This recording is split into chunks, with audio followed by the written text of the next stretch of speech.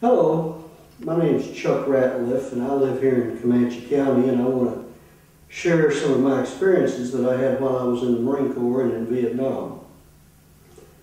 I joined the Marine Corps in 1965, June of '65, and went to San Diego, California for boot camp.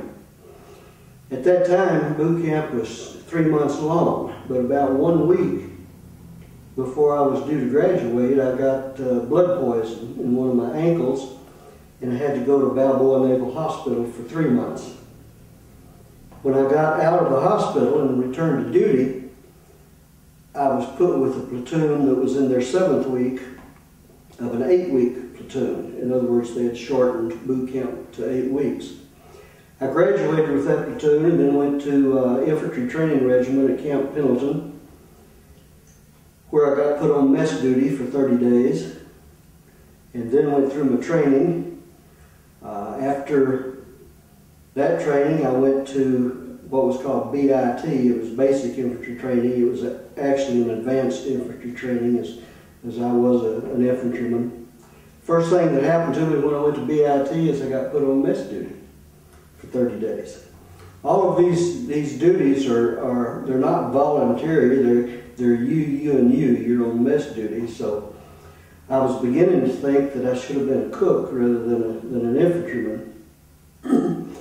After that experience at BIT, where we fired all the weapons the Marine Corps has, everything from at the time, the M14 to rocket launchers, grenades, 50 caliber machine guns. Then I went to what was called staging battalion. Staging is where you prepare to go overseas into a combat zone. And it's basically a repeat of the training you've had before. The problem I had with staging battalion is I immediately got put on 30 days mess duty. So I was really thinking I should have been a cook rather than an infantryman. But I got through that and went overseas in March. We sailed out of San Diego. I went on a ship, the USNS Weagle. And my brother, who was a captain at the time in the Marine Corps, and my mom came to see me off. And once I had gotten on the ship, the word was sent for me to come off. We had a few hours before we would leave, and I was able to visit with my mother and my brother. When I went back on the ship, now this is the first time I'd ever been on a ship in my life, much less a troop carrier.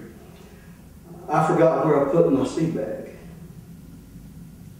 I'll tell you a little bit about that later.